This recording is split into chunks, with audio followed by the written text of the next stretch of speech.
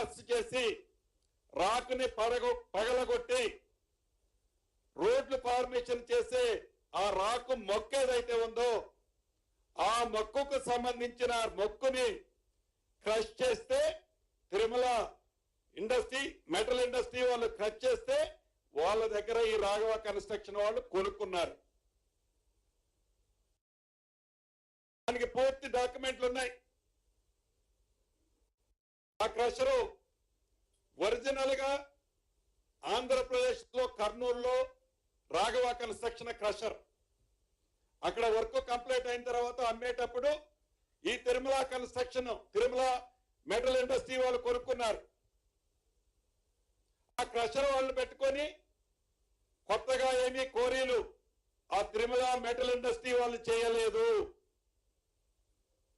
ఒక్క రాయి ఒక్క బాంబు బాస్ట్ కూడా చేయకుండా బుద్వేలు ల్యాండ్ లో ఏవైతే రోడ్లు వేస్తున్నారో ఆ రోడ్లకు వచ్చే spoil Tirumala constructions Tirumala industry metals వాళ్ళు క్రష్ చేస్తే వాళ్ళ దగ్గర రాఘవ కన్స్ట్రక్షన్ కొని వాడుకోవటం జరిగింది.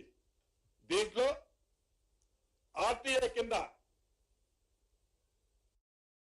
ఈ అబద్ధాలరావు టీం ఈ డిపార్ట్మెంట్ మైనింగ్ అండ్ డిపార్ట్మెంట్ వాళ్ళనే లెటర్ అడుగుతారు.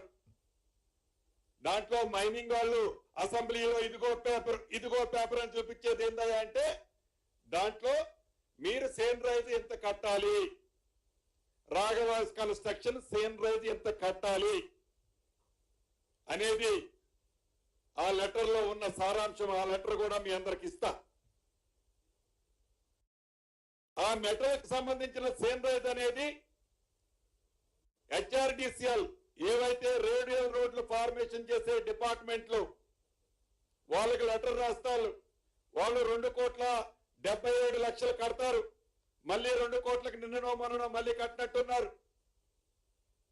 అంటే రాఘవ కన్స్ట్రక్షన్ కి ఈ క్రషర్ కి సంబంధం ఏంది? క్రషర్ ఉన్న ప్రదేశం మొదటి నుంచి తిరుమల ఇండస్ట్రీ మెటల్ ఇండస్ట్రీ వాళ్ళదనేది చాలా స్పష్టంగా ఓల్డ్ డాక్యుమెంట్ ఉంది. కరెంటు బిల్లులు కానీ ఆనాడు వాళ్ళు రైతులతో రాసుకున్న అగ్రిమెంట్లు కానీ ఆనాడు అతని క్రషర్ అక్కడ ఉందనేది కానీ పూర్తి ఎస్టాబ్లిషన్ సంబంధించిన డాక్యుమెంట్ ఉంది. అయితే తర్వాత నీకు సమాధానం చెప్తున్నా. నీ పేపరు కథ చెప్తే కదా. అయితే దీనికి సంబంధించిన దాంట్లో ఏదైతే ఈ తిరుమల మెటల్ ఇండస్ట్రీకి సంబంధించిన దాంట్లో జిఎస్టికి సంబంధించింది అక్కడే ఉంటుంది అదే అడ్రస్ తో. ఇతరత్ర సంబంధించింది మొత్తం కూడా ఆ తిరుమల మెటల్ ఇండస్ట్రీకి సంబంధించినది పూర్తి ఆధారాలతో ఉన్న పేపర్లు మీకు ఇస్తా. పవర్ బిల్ ఉంటుంది, ప్రతిదీ ఉంటుంది. రాఘవ కన్స్ట్రక్షన్ కి ఆ క్రషర్ కి సంబంధం ఏంది? ఎట్లంటావు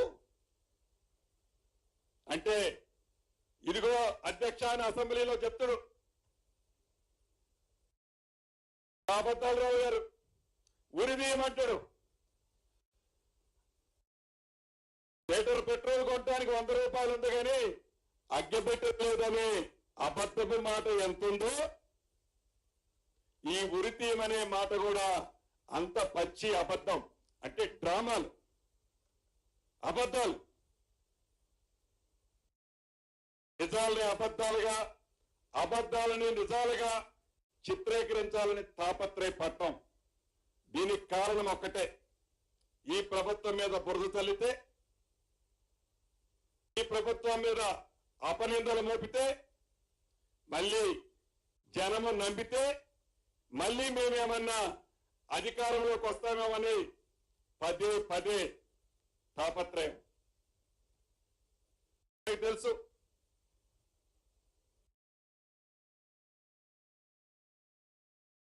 ఒక చిన్న కథ గ్రామీణ ప్రాంతాల్లో చెప్పుకుంటారు.